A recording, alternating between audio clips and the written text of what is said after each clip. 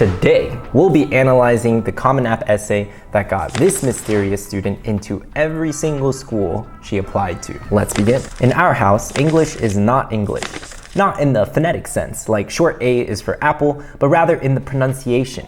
In our house, snake is snack. Words do not roll off our tongues correctly, yet I, who was pulled out of class to meet with language specialists, and my mother from Malaysia, who pronounces film as flim, understand each other perfectly.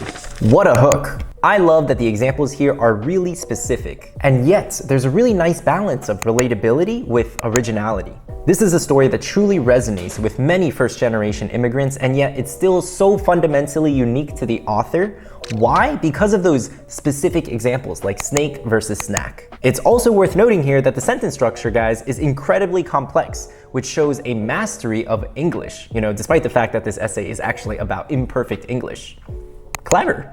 In our house, there's no difference between cast and cash, which was why at a church retreat, people made fun of me for cashing out demons. I didn't realize the glaring difference between the two Englishes until my teacher corrected my pronunciations of hammock, ladle, and siphon. Classmates laughed because I pronounced accept as accept, success as success. I was in the creative writing conservatory, and yet words failed me when I needed them most. Now, in my opinion, I don't think that the paragraph we just looked at was quite as strong as the very first opening paragraph. Personally, I think there's a bit too much background or context here. I want to get to the part where we see this student mastering English, or perhaps even teaching English to others, wielding words as tools of empowerment. Now, other folks who have analyzed this very same essay have respectfully disagreed. They say this section and the next shows vulnerability. But I feel like those two middle sentences probably could have been removed, and this next part should be about 30 to 50% shorter. Suddenly, understanding flour is flour wasn't enough. I rejected the English that had never seemed broken before, a language that had raised me and taught me everything I knew. Everybody else's parents spoke with accents smarting of PhDs and university teaching positions, so why couldn't mine? My mother spread her sun-baked hands and said, "This is where I came from," spinning a tale with the English that she had taught herself. When my mother moved from her village to a town in Malaysia, she had to learn a new language in middle school. English. In a time when humiliation was encouraged, my mother was defenseless against the cruel words spewing from the teacher, who criticized her paper in front of the entire class. When she began to cry, the class president stood up and said, "That's enough." "Be like that class president," my mother said, tears in her eyes. That class president took my mother under her wing and patiently mended my mother's strands of language. She stood up for the weak and used her words to fight back. All right, there's definitely a healthy dose of vulnerability here. And while I do still stand by my opinion that this section could have been a bit shorter, we are getting something really special here, and that, my friends, is emotional impact. This is absolutely critical, guys. It's truly surprising and saddening these days to see how few essays really make the reader feel something when you read them. But wait until you see this next bit though. These upcoming paragraphs are what I think got this girl into every single school she applied to. We were both crying now. My mother asked me to teach her proper English so old white ladies at Target wouldn't laugh at her pronunciation. It has not been easy. There's a measure of guilt when I sew her letters together. Long vowels, double consonants, I'm still learning myself. Sometimes I let the brokenness slide to spare her pride, but perhaps I have hurt her more to spare mine. The bluntness and brusqueness of the transition feels all too real. The short sentences and clever use of punctuation complements the serious tone and gravity of the message perfectly. It has not been easy. Long vowels, double consonants, I'm still learning myself. Man, that's S-tier writing. Whew, honestly, this entire paragraph is magnificent. My main qualm, again, is that I wish we had gotten here sooner, and my other critique would be that I wish this paragraph was just twice as long because it's so good. As my mother's vocabulary begins to grow, I mended my own English through performing poetry in front of 3,000 at my school's season finale event, interviewing people from all walks of life and writing stories for the stage. I stand against ignorance and become a voice for the homeless, the refugees, the ignored.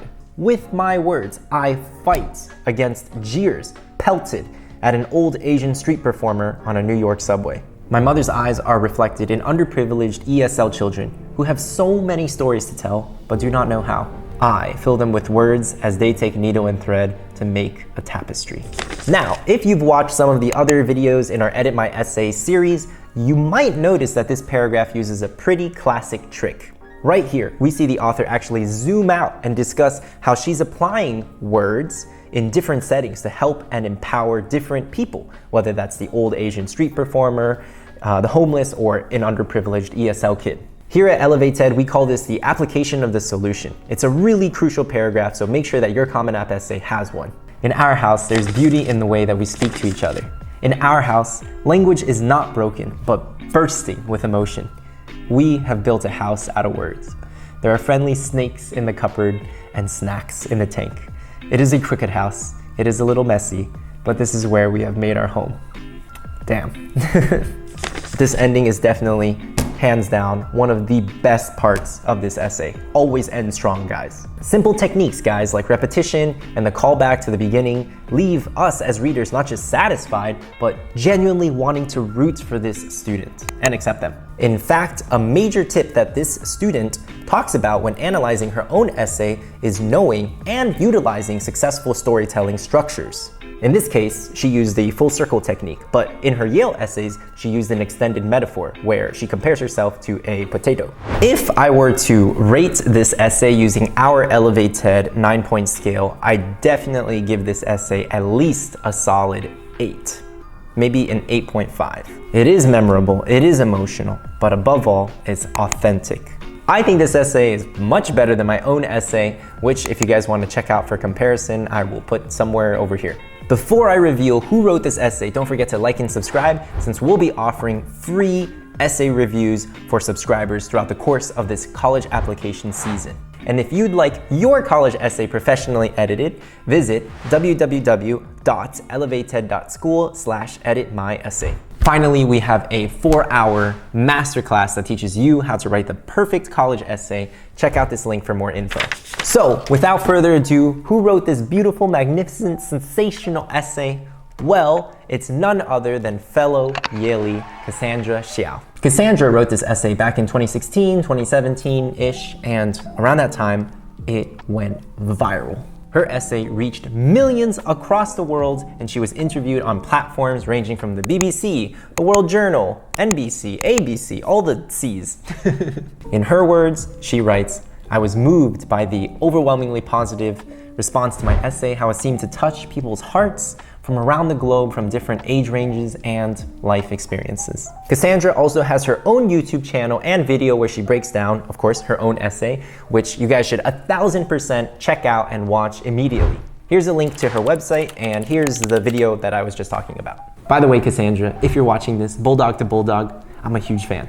And in case you were curious about her stats, Cassandra said that she had a 4.67 and was valedictorian of her school. She took the ACT twice, got a 35. She took the SAT, got a 1540. You can see everything related to Cassandra's profile where she herself breaks it down in this video here. Now, before I let you go, my dear virtual little siblings, I must reiterate the power of emotion. When I read my own Yale admissions file, my admissions officer also wrote that one of the main reasons I got in was because the climax, the end of my Common App essay, was really touching and heartwarming. Similarly, my co-founder Jeff wrote a really moving, emotional piece about his father, which was featured on the New York Times, by the way. So if you want to check that out, click here.